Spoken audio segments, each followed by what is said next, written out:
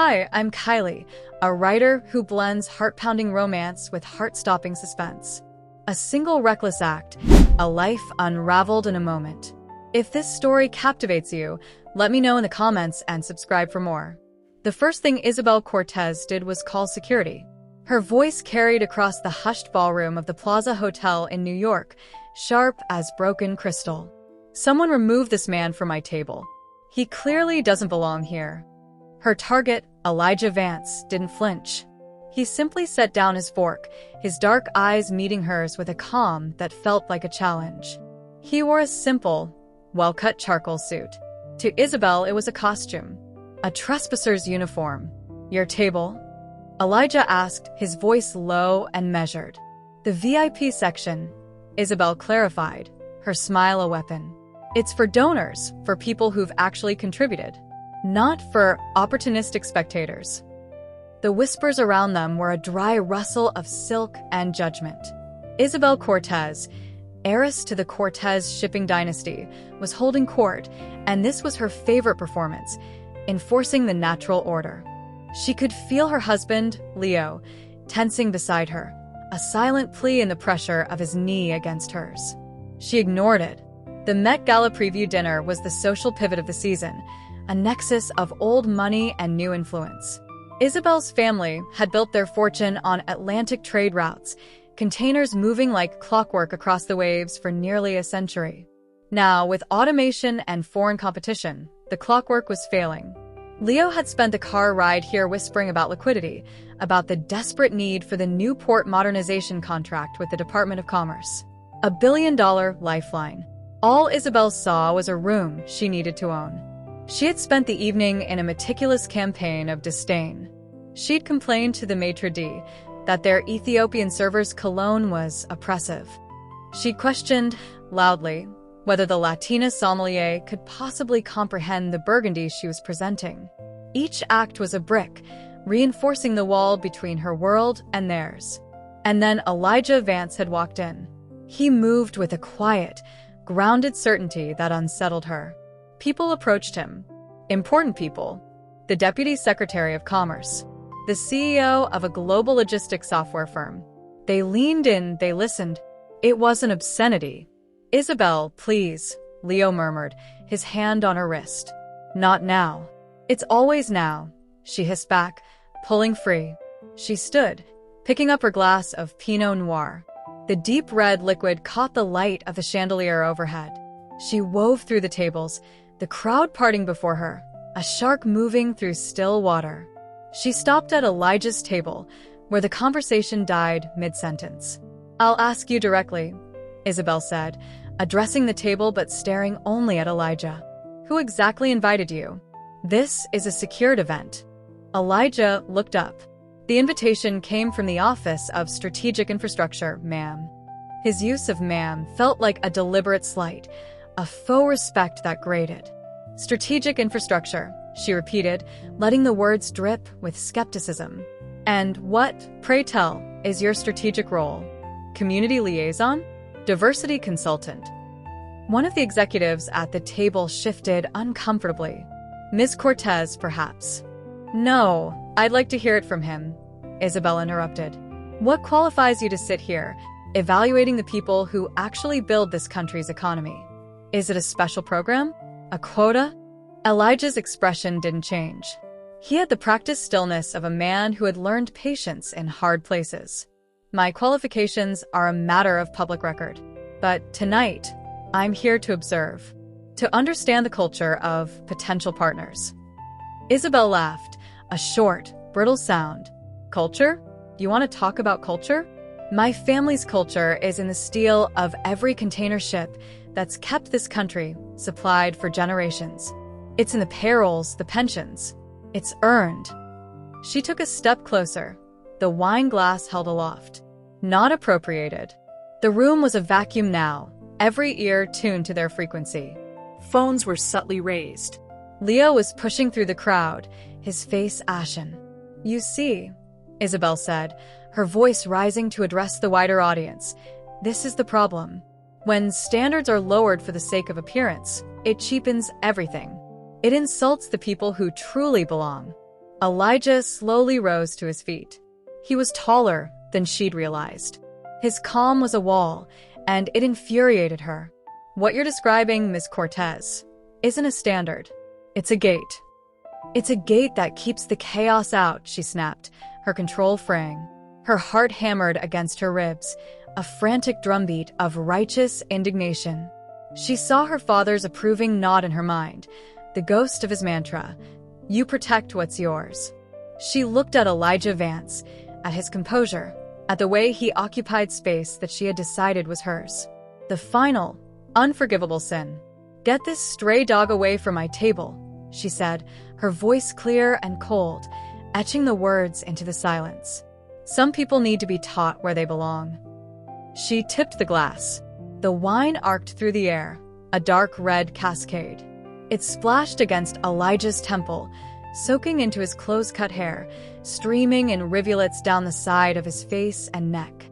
It bloomed across the shoulder of his suit, a spreading stain of profound disrespect. Drops spattered the white linen tablecloth like a violent abstract painting. "Did you really think you could just sit with us?" Isabel asked, placing the empty glass down with a definitive click. For a long second, there was only the hum of the air conditioning. Then the world rushed back in with a wave of gasps, muttered exclamations, the frantic clicking of camera phones. Elijah Vance did not wipe his face. He stood there, wine dripping from his chin, and he did something that chilled Isabel's blood more than any outburst could have. He smiled. It was a small, weary smile, the smile of a teacher who has just seen a student fail a fundamental test. "A definitive demonstration, Ms. Cortez," he said quietly. "Thank you for your clarity." Security arrived, hands hovering, eyes wide. Elijah raised a palm. "It's fine. No need." "Sir, we can escort her out immediately." "That won't be necessary." Elijah finally took a napkin from the table and dabbed at his cheek with meticulous care. "The lesson has been delivered. I believe we have all the information we require." Leo reached them, grabbing Isabel's arm. "Elijah, my God, I am so sorry." "She's had too much to drink, she didn't mean." "She meant every word, Mr. Cortez," Elijah said, his gaze shifting to Leo. "In vino veritas." Character is most honestly revealed when consequences seem distant. He gave a slight, formal nod to the stunned officials at the table. "Gentlemen, we'll reconvene tomorrow. This has been illuminating." As he walked away, his posture straight, the stain on his shoulder like a badge, the first video was already hitting Twitter. The hashtag Plaza Hotel began to trend before he'd even reached the lobby. Isabel stood there, flushed with a strange, triumphant heat. She had done it. She had drawn a line. She looked at Leo, expecting relief, agreement. He was staring at her as if she were a stranger, as if she had just opened the door to a howling void. "Do you have any idea," he whispered, his voice raw, "what you've just done?" By sunrise, Isabel Cortez was the face of malignant privilege on every screen in America. The video angles were brutal, the sneer, the tilt of the glass, the cruel clarity of her words. Plaza Hotel was a global top trend. Memes spliced her with historical tyrants. Commentary threads dissected her every syllable. And Isabel, believing the narrative was still hers to control, poured gasoline on the inferno. At 3 a.m., from her penthouse terrace, she posted, "Truth is a bitter wine. I won't apologize for defending excellence against the cult of mediocrity." The backlash was thermonuclear. Calls for a boycott of Cortez shipping erupted. The Port Authority of New York and New Jersey issued a statement distancing itself. Leo's phone melted down with calls from the board, from investors, from panic lawyers. While Isabel slept a shallow, defiant sleep, Leo was in his study, watching the pre-market numbers for Cortez shipping tumble. Down 9%, down 14%, down 22%. It was a digital avalanche. "Who is he?" Leo demanded of his chief of security, his voice cracking. "Elijah Vance. I need everything." The report that came back was disturbingly sparse. Born in Chicago, University of Michigan. Public records showed a decade of government service, but the details were vague, The title's generic: Senior Advisor, Director of Special Projects. No LinkedIn. No Facebook. It's a scrub, the security chief said over the phone. High-level clearance scrub. This isn't a consultant, Leo. This is something else. The confirmation came at 11 a.m., not from a report, but from a phone call. A number with a DC area code. Mr. Cortez. This is Deputy Secretary Marianne Cho from the Department of Commerce. We need you in Washington. Today. 4 p.m. Leo's mouth was dry. Regarding the incident involving Administrator Vance last night and its bearing on your company's standing as a federal contractor. The word landed like a lead weight. Administrator of what? There was a pause on the line, almost pitying. The Office of Strategic Infrastructure. He oversees the Port Modernization Initiative and all federal maritime logistics contracts. 4 p.m., Mr. Cortez. The line went dead. The conference room in the Department of Commerce building was all cool granite and blue glass, a chamber of quiet, implacable power. Elijah Vance sat at the head of the table. He wore a fresh, identical charcoal suit. There was no visible sign of the previous night's humiliation, but the memory of it hung in the air, thicker than smoke. He was not alone. Deputy Secretary Cho was there, along with the department's general counsel and the stern-faced director of contract compliance. "Sit down, Mr. Cortez," Elijah said. His tone was professional, devoid of any personal rancor, which somehow made it worse. Leo sat, his legs weak. "Your company's bid for the Atlantic Corridor Modernization contract was, on paper, the most compelling," Elijah began, steepling his fingers. "Cost-effective, innovative engineering, a solid historical performance record. We were prepared to recommend Cortez Shipping for the award." Were. Past tense. Leo felt the billion-dollar floor vanish beneath him. "The Office of Strategic Infrastructure has a dual mandate," Elijah continued. "To modernize infrastructure and to ensure the partners we choose reflect the integrity and values of the nation they serve. We assess character as rigorously as we assess balance sheets." On a monitor, a video began to play. It was the incident from last night, but from a different angle, closer.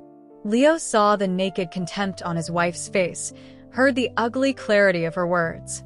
He saw himself, arriving too late, a helpless spectator. "This wasn't a private quarrel, Mr. Cortez," said Deputy Secretary Cho. "It was a public demonstration of your company's culture, as embodied by a primary stakeholder." "My wife," Leo choked out. "She's not involved in operations. She doesn't speak for." "She is Isabel Cortez," Elijah interrupted, his voice still calm. "Her name is on the foundation. Her influence is in every charity board your company uses for optics. She is the culture you have tolerated, if not cultivated." He pulled a file toward him. "We've done a preliminary review. In the past 7 years, 3 settled EEOC complaints alleging racial discrimination in your hiring and promotion practices. A class action wage dispute with your dock workers in Baltimore, predominantly minority employees. This performance last night suggests those weren't anomalies. They were symptoms." Leo had no defense. The complaints had been handled, quieted, settled. They were cost of doing business line items. Now they were a damning pattern. "The Atlantic Corridor contract has been awarded to Seaboard Logistics," General Counsel said. "The decision is final." The words were a physical blow. Leo gripped the edge of the table. "Furthermore," Deputy Secretary Cho added, "we are initiating a full-scale compliance review of all existing federal contracts held by Cortez Shipping. Any finding of discriminatory practice will result in immediate termination for cause." Leo saw the end of his family's century-long enterprise. Not with a bang, but with a splash of red wine. Elijah Vance stood. "There is a path forward, Mr. Cortez. Not to regain this contract. That is gone. But to possibly salvage your company's ability to do business with its government." "Anything," Leo whispered. "You publicly and permanently sever Isabel Cortez from all affiliation with Cortez Shipping. You implement a transformative cultural overhaul designed and monitored by a third-party civil rights organization we approve. You issue a full, unequivocal apology, not for the incident, but for the worldview it represented. Elijah's eyes held Leo's. And you understand this is not about saving face. It is about proving, through sustained action, that you are willing to become a different company than the one your wife so accurately represented last night. Leo returned to a home at war. Isabel was in the living room, filming a segment with a sympathetic online broadcaster. They want us to apologize for excellence, she was declaring. They want to replace merit with a social justice checklist. Leo shut off the lights. Get out, he said to the startled crew. His voice brooked no argument. When they were gone, he turned to Isabel. Elijah Vance, administrator of the Office of Strategic Infrastructure. He controls the contract, the one we needed to survive. Isabel's defiance faltered for a second. He didn't act like an administrator. He acted like a man who doesn't need to act like anything, Leo said, fury finally breaking through a shock. You poured wine on the man who decides which companies get to keep American ports running. He gave the contract to Seaboard this morning. The color left her face. But we can explain. We can sue. Explain what? That the heiress to Cortez Shipping is a racist who attacks black administrators? That our corporate culture is exactly as ugly as it appeared? He laughed, a hollow sound. The board is meeting. Your father called it. The meeting was a tribunal. Her father, Rafael Cortez, founder and patriarch, sat in stony silence as the outside counsel played the videos, displayed the crashing stock ticker, read the termination notices from their oldest partners. You have poisoned the well, Isabel, her father finally said, his accent thickening with emotion. This company, it was built so you would never know what, so you could stand tall. And you used that height to spit on people below. Poppy, I was protecting us, she pleaded, the child in her surfacing. From what? A competent black man in a suit. Her mother's voice was quiet, shattering. We came from nothing, Isabel. We were the ones they looked down on. And you have become the very thing we feared. The votes were unanimous. Isabel was removed from the board, her voting shares placed in a blind trust. Her access to the family accounts was frozen. As the final blow, Leo spoke. I've filed for divorce. The papers will be served tomorrow. The prenup will be enforced. Isabel looked around the table, at the faces of her family, her husband, the advisors who had dandled her on their knees. She saw only a collective verdict of guilt. She had not just embarrassed herself. She had betrayed the tribe's survival code. 6 weeks later, a thinner, older-looking Isabel Cortez stood on the steps of a federal building in Manhattan. She read a statement penned by her court-appointed lawyer, her voice barely audible. She apologized for her unacceptable and hurtful actions toward Administrator Vance. The words were ash in her mouth. Elijah Vance, when asked for comment, gave a brief statement outside the Commerce Building. The apology is accepted. My focus, and the focus of my office, remains on ensuring that the companies we partner with uphold the values of dignity and equal opportunity for all. His grace magnified her meanness. The real consequences were systemic. Elijah used the very public, very ugly incident as a catalyst. The Department of Commerce instituted new, integrity and inclusion, benchmarks for all major contractors. Corporate culture audits became part of the bidding process. Cortez Shipping, under Leo's desperate, rigorous direction, became a case study in painful transformation, hiring a renowned equity firm to tear down and rebuild its HR frameworks from the ground up. Isabel's personal fall was absolute. The divorce left her with a modest, fixed income. She moved to a small apartment in Jersey City. Her court-mandated community service was 300 hours at a community center in the Bronx, helping with a job training program for formerly incarcerated individuals. The first day, she handed out forms with gloved disdain. She met a man named Derek, a Vietnam vet who'd lost his way after coming home to no parade. She met Maria, who'd made a single mistake at 18 and spent a decade paying for it. She typed their resumes, listened to their stories of doors slamming shut. The abstract them she had despised became Derek, became Maria, became James and Anya and Carl. Human beings with regrets and hopes, struggling against currents she had never had to swim against. Slowly, a horrifying, humbling understanding began to dawn. It was not an epiphany, but an erosion. The wall of her certainty, brick by brick, began to wash away. A year later, she was at the same community center, but she was no longer a sentenced presence. She came early to brew the bad coffee. She stayed late to help with mock interviews. Her hands were no longer perfectly manicured. One afternoon, her mother visited, watching from the doorway as Isabel patiently helped a young man tailor his cover letter. Afterward, over tea at a diner, her mother said, "I don't recognize the woman you were. I am starting to recognize the woman you are." Isabel looked out at the gritty street. "I destroyed everything, Mama." "You broke something that needed breaking," her mother said softly. Your own heart, maybe. "And from the pieces, you are building something better. Not a legacy of ships, but of humanity. It is a harder thing to build." The changes ignited by her moment of public hatred were now embedded in policy. Elijah Vance's benchmarks were being adopted by other agencies. The story of Cortez Shipping was a cautionary tale told in business schools. Leo, having remade the company, had just secured a smaller but symbolically important contract with the city, a victory of redemption over ruin. Isabel Cortez had lost her empire, her marriage, her social identity. But in the quiet, unglamorous work of atonement, she had found a sliver of something that felt like peace. She had been the spark that lit a fire of accountability, and she had been forced to walk through its flames.